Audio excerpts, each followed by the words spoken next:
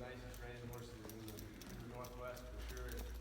Travel to pretty much all the major. We go to all the major NRHA shows west of the Mississippi. I do my business. We do train, open horses, 2 and 3-year-old prospects.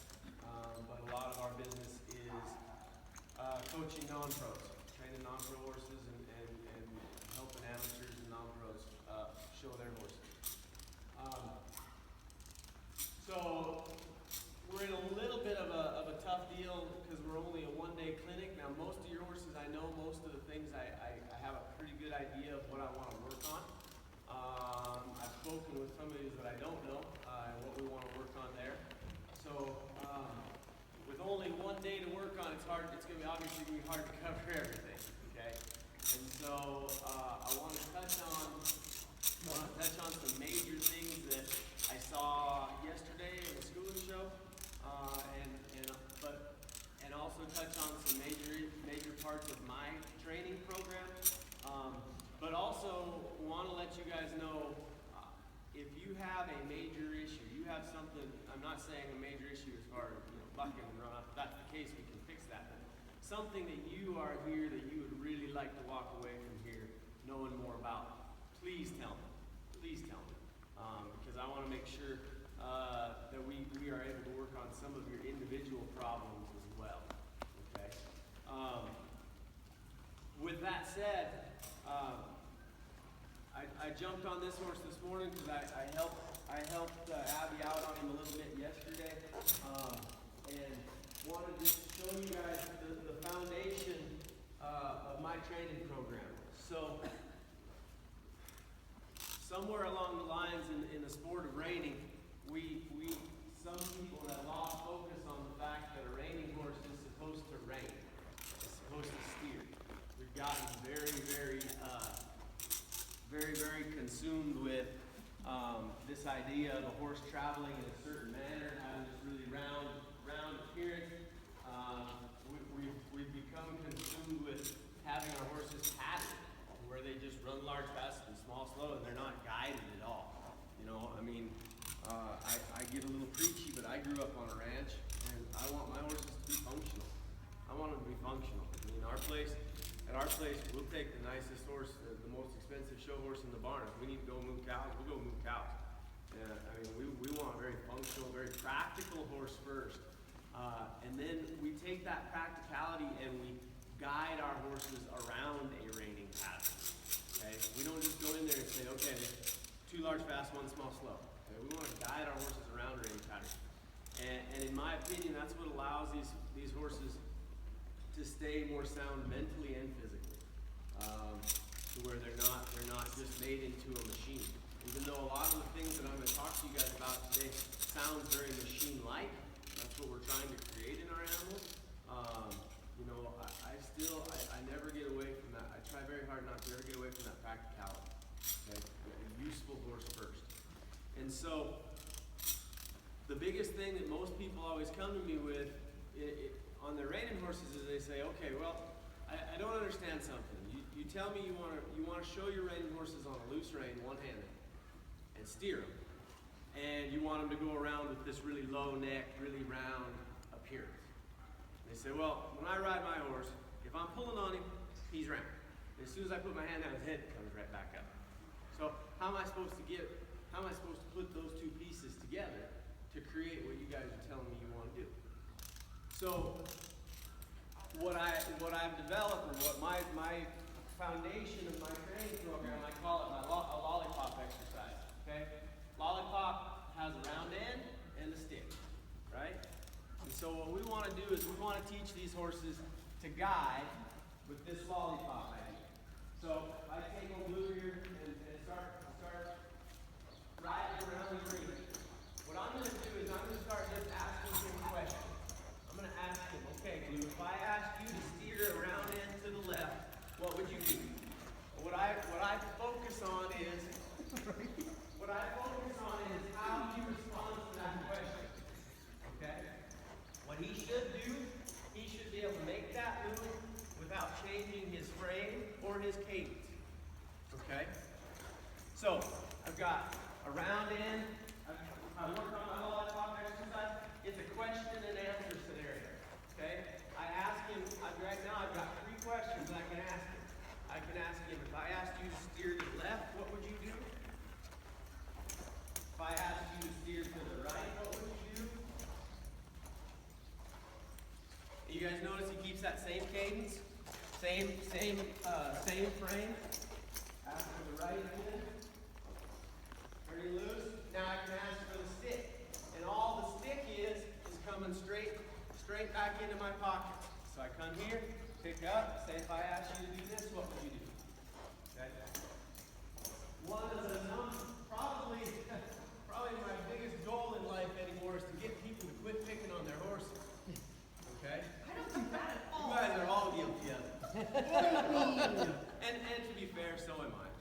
But one of the rules in my training program is if you make a horse do something, you are always going to have to make them do something. I hear it all the time. I make my horse soft. Well, what good is that? Because as soon as you quit making them soft, what does that horse think? He's going to pop right back up because he doesn't know any better. He thinks in his world he's only supposed to soften when he's asked to. Okay? So the idea of collection is a terribly misunderstood phrase. There is so much that goes into collection that people they all think, everybody has a different thought of what it is. The most common one is that they think collection is that a horse has their neck down. And the next thing they say, oh, it's because he has his back up, because his neck's down. Okay? That's all very true. But collection is as much mental as it is physical. Okay? So what I try to get people to think of is think about collection like this. Think about collection like a basketball player. Okay? First thing a basketball player is taught when they go to practice is they're taught a defensive stance. Right? That defensive stance, that proper way of standing in front of a ball carrier, they teach them that because that's the most effective and most efficient way for that basketball player to guard the offense, right? Well, if we think about what we're doing with this lollipop exercise, just like going to basketball practice, okay? I've got the ball, I'm on offense, he's on defense. Now, we're here to practice, we're here to make this defender better. I don't want to burn him, I don't want him to lose his confidence, okay? But what I want to do is I want to go around here with the ball and ask him questions. Say, Blue, if I went this way, could you follow me? Now, if he gives me a poor response, now I brought in a bit of a ringer because I worked this horse yesterday for an hour. But if he gives me the wrong answer, all I'm going to do is hold until he gives me the correct answer. I'm going to turn him loose. Then I'm going to ask him that same question again. If I ask you to do this, what would you do? Correct answer. Pick my hand up, I ask him for the stick, what would you do? Now I want you guys to watch something, because this is not a magic trick. Okay? As I keep asking these questions and turning him loose, every time he answers that question correctly, more instantaneously. So here he made the wrong answer, right? That's okay. We're just going to hold right here until he gets it right. I'm going to turn him loose again. I'm going to ask that question again. Again, not perfect, pretty close. Not perfect, but better than the time before. So I'm going to ask that question one more time. There, you nailed it. Ask that question just right. Now watch what happens when I turn loose. Watch that head go down. Lower, lower. And the thing is, I am not tricking you guys. I'm not doing anything with my legs to make him do it. They all do it. Every single horse will do that. Okay? And the reason is, in my opinion, is they've started to find that position, that defensive stance. And they're starting to say, go ahead, I'm ready, boss. Tell me, ask where are we going to go? Where are we going to go? Where are we going to go? That, in a nutshell, how I get my horses to travel the way they are. Okay? So let me give you one more thought. I'm going to try not to preach all day, but let me give you another idea. So, the only reason that a horse goes around with their head and neck up like this is because they're not balanced and they're not confident. Okay? If I asked you to jump up on a tight wire and run down it, what's the first thing you do to balance yourself? Stick your arms out, right? Horses do the exact same thing. When they're not confident and balanced, they will stick their neck up and just to stay on that beam, just to appease you. Okay? But an Olympic gymnast can run up and down that balance beam and do backflips and somersaults and never stick his arms out. Why is that? It's because he's balanced, right? And because he's balanced, he has all the confidence he needs, right? My opinion is a lot of the reason, what we need, a lot of the times when our horses run into mental problems, it's because they're not balanced. If you teach them to be balanced, a lot of that mental problem, a lot of those mental problems will go away. Okay? So another thing for you to picture, okay, so let's talk about how we're going to balance this horse. If you think of every vertebrae on this horse's back, like cars on a train, all we're going to try to do is teach every one of those cars to follow the same track. Okay? And our track is just our hands. Hands and legs. Just follow that track. He misses there. So I'm going to hold here, ride him till he finds it, turn him loose. I can promise you, in my program anyway, every single reining maneuver will come out of this exercise. Every single one. Okay? Because all we start to do, as we learn more and more, is to start adding questions. Okay? So there's two types of guide. And we're going to talk a lot about guide today. Because that was one of the biggest things that I saw yesterday that I would like to see improved upon. There's two types of guide. First type of guide is steering. Okay? You steer your horse with your rein. I hear all the time that people think reining horse trainers steer their horses with their legs. That's absurd. Don't steer your horse with your legs. What was that last little bit? See, I hear people tell me that they think reining horse trainers steer their horses with their legs. Oh. That's absurd. Okay? No way. That's magnificent. You steer your horse with your rein. You steer your horse with your steering wheel. Your steering wheel is here. Now, the second side part of guide is lateral guide. Lateral guide, you use your legs. Okay? And so then, as we're working on this lollipop exercise, you can start asking lateral guide questions. So like the first one I usually ask is for a counter arc. I push my inside leg on, take a hold, ask him to move over, turn loose. But again, it's a question and answer. I say, if I did this and I did this, what would you do? Correct answer, move on. Okay? A couple things with that. I'm going to really try to emphasize to you guys, when you're working on lateral movement, put your leg on first, then kick your hands up. Okay? Because if you want to really train your horse and find out how broke your horse is, you want to know how they're going to react to your leg. Right? You want to know, if I ask you this question, are you going to toss your head up in the air and run off? Like that? Okay, well that's fine. But that's not the correct answer. I'm going to hold until I do get the correct answer. Okay? Most people want to take hold of their horse's face first, put their leg on second. But when you do that, you sweep any of your problems right under the rug. You hide them. And I promise you, they will come back and bite you. Chub. Is he part of the clinic too? I cannot train a dog to be anything. Seriously, I'm the worst dog trainer ever. We've got a miniature buckskin here. So when you're working on lateral movement, the first thing I'm really going to emphasize with you guys, put your leg on first, then pick your hands up. Fix any negative response he gives you to your leg, address it. The next thing you know is, when you're working on lateral movement, you hear that's a huge deal to me. That's a horse that's just chilled out. He likes to do it.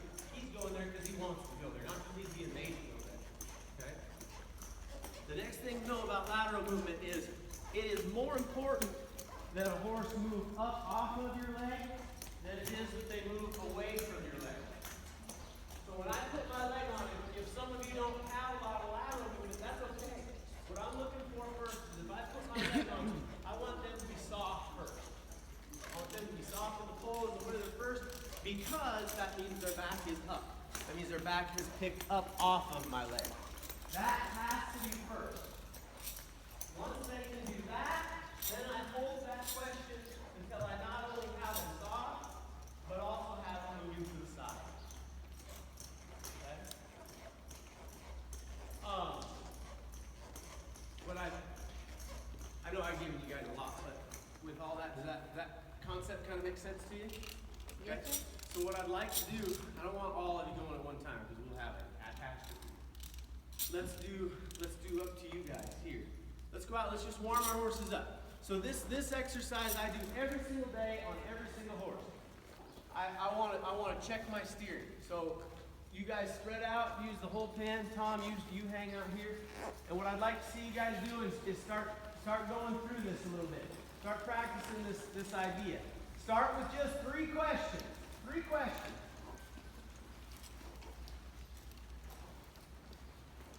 Oh, I'm missing one. There's only 9. Oh, you did. Yeah. You were in that line. Okay, well, I didn't. No time. Go on.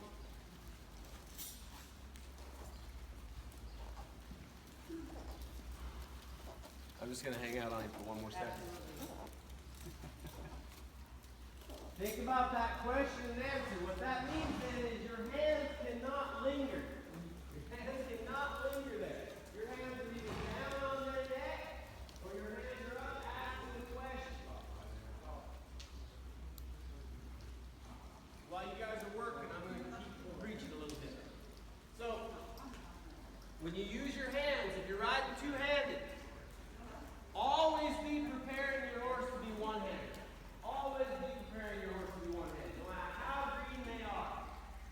So if you think about taking your hands just like you're holding a dinner tray, okay? You're holding a dinner tray out in front of you. Take that dinner tray and move it to your question and don't tip your food off the tray. That means your hands have to stay square. Yeah? Hands have to, so you're tipping your dinner off the right side of your tray. Yeah, your inside hand is higher than your outside hand. Yeah, there it is. I get double out of you guys too. So, hands are square, eyes are up. You're gonna take that dinner tray and do it right here. You gotta bring both hands right here. Steer to the left. Yeah, now just hold right there. Hold right there until she gives that chin just a little more. Okay, I can tip your tray. Tip your tray. Keep your hands square.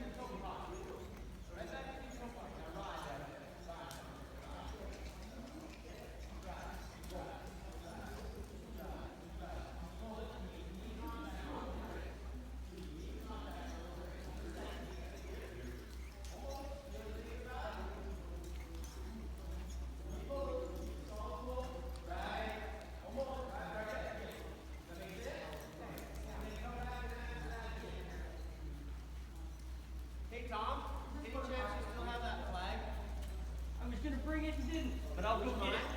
That'd be great, if you wouldn't mind.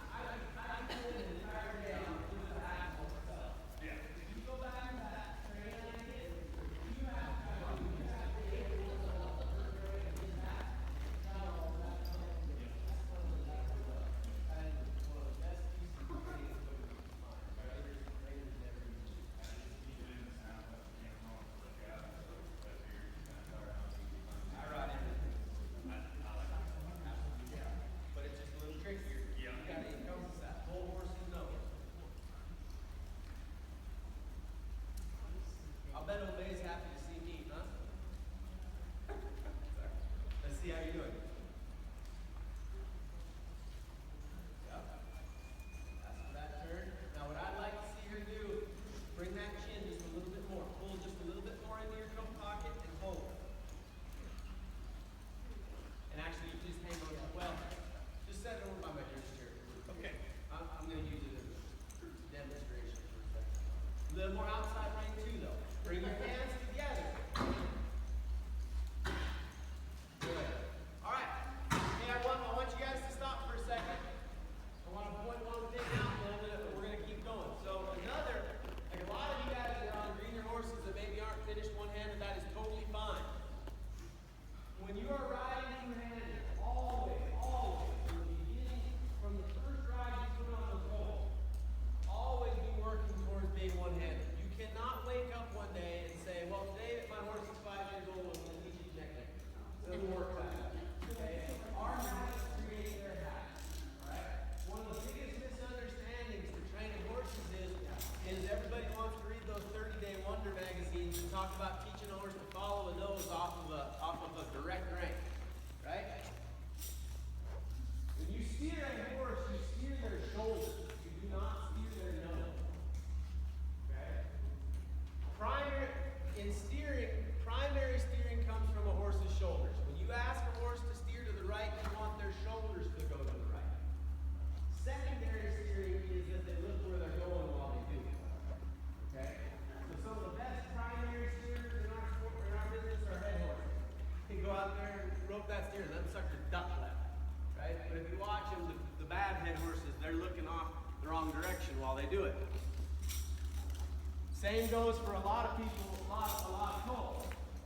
For people who start the colt, is they get so focused on this direct rein. You're all right.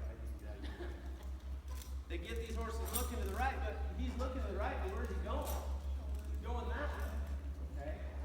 Because when we put this much bend in them, we force their shoulders to go that way. Does that make sense? So that's why it is so important that you use both hands, even in a snaffle. Even in a snaffle, you use both hands to steer your horse. Your outside rein always comes across their neck first. And then you pull that dinner tray, in until they answer that question correctly. Okay? Now, there are lots of tricks that people can learn to make their horses neck rein faster. It is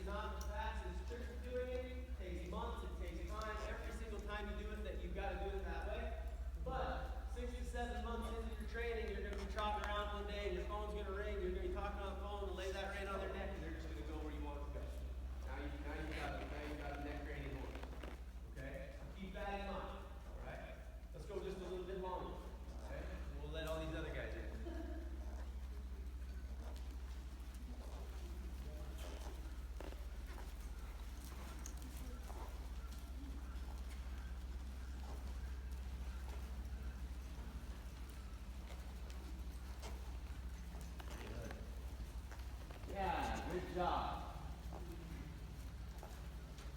So what I like what you did with George right there is you let him go for a while. You let him just carry himself. Wait a minute, and then answer the question after a little longer. Question. Let him go for a little while. Let him carry you for a little while.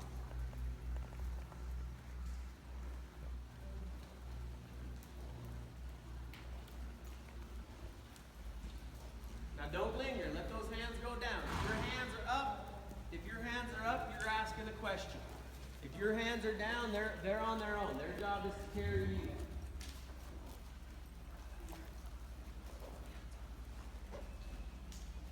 Take a hold. Ask big old sorrow horse a question. Ask him to steer. Hold. Keep steering. Keep riding forward. Keep steering. Keep riding forward. Look, he can give you a little more. He gets off on that. Ride. Just pull. Just keep pulling. Keep pulling and ride. There you go. You feel that? All right.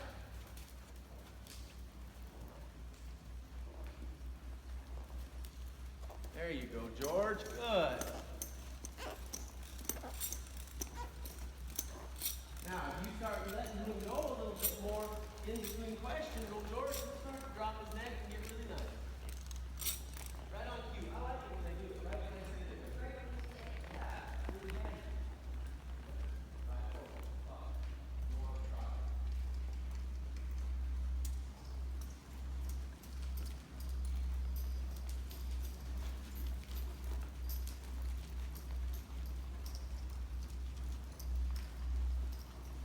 Hey, Abby. Yes. You know, if you wouldn't mind, run out to my trailer and grab that other bridle. It's just hanging in the backpack. There's only one bridle back there.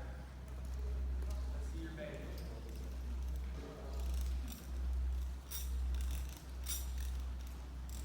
So keep that dinner tray. Now look where your hands are. Your hands need to stay square. You have to keep them square. Take your hands right into your coat pocket. Yep. And then ride. Right there, ride. Right there, ride. Ask that question again. Right there, ride. Keep pulling on her. Keep pulling on her. You feel how her nose is kind of jutted out a little bit? Keep a hold of her and ride her forward. Ride. Pull. Ride. Pull. Ride. Keep riding. Till that, you're going to ride forward until she does that right there. Touch that chin. Feel that? Ask for that again. Hold on to her, and ride hard. Ride her forward. Keep pulling on her. Keep pulling on her.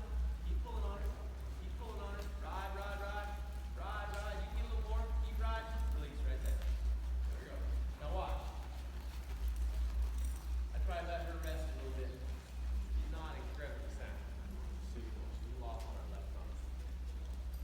Let her sit for a second. Let me see her. And actually, let's all stop for a second. I want to demonstrate one more thing. Kyla.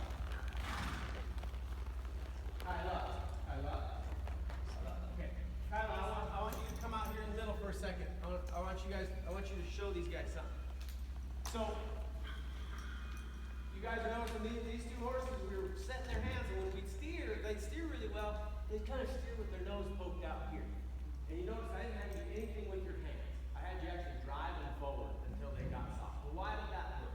So the reason, if you think about their nose being connected to their front feet, okay, wherever their nose goes, that's where their front feet are going. So this is your horse's head. When he's going around like that, you basically have this. Does that make sense? Everybody, when they start thinking about collecting their horse or pulling on their horse, they think, okay, I'm going to get their neck down because that's going to mean their belly's going to come up. And because their belly's going to come up, they're going to drive forward. That's not a bad way of looking at it, but you can also look at it the other way. Okay? Where you set your hands, you know where you want your horse to go, and you start riding them forward, driving that hind end up, it does the exact same thing. Okay? Does that make sense? Forward motion is your biggest fix for almost all of your problems. Okay? So come out here, I wanted you to show these guys just for a minute, and then we're gonna let the other group in. I don't know if it'll make any difference, but you see, there's not like that left side on this side. And I mean, he was pretty good in there, but it might just be today. It might just be a training thing. I don't know. But I figured we'd give it a shot. Now, set your hands into your coat pocket and just hold it. Ride. Buck to him, bump your legs, whatever you got to do to get your horse to go forward. There, release. You guys see that? Ride him forward, ride those hind legs forward until he gives that chin, and then turn loose.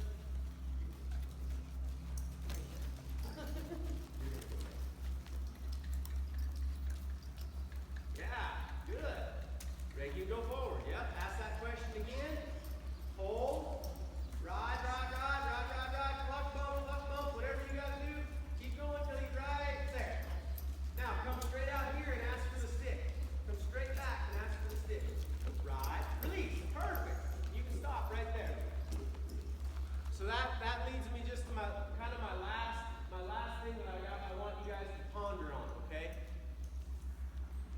When you pull on a horse's face and they pull back, the reasons for them pulling back have nothing to do with their mouth. Okay? If you've ever stuck your hand in a horse's mouth, it is very, very soft. When you jerk on them, they feel. Okay? What I really strive to teach everybody who comes and rides with me is start to understand how your horse's body works. Okay? When you take hold of the horse's face and they pull back, the reason they pull back is because there's something in their body that is not allowing them to be soft. Okay? So with this horse, this is a great example. The reason he couldn't be soft in your hands is because he wasn't going forward enough. You get him driving from behind in, all of a sudden he's able to be soft. That makes sense? And that ties right back into the lollipop idea. Don't make them be soft.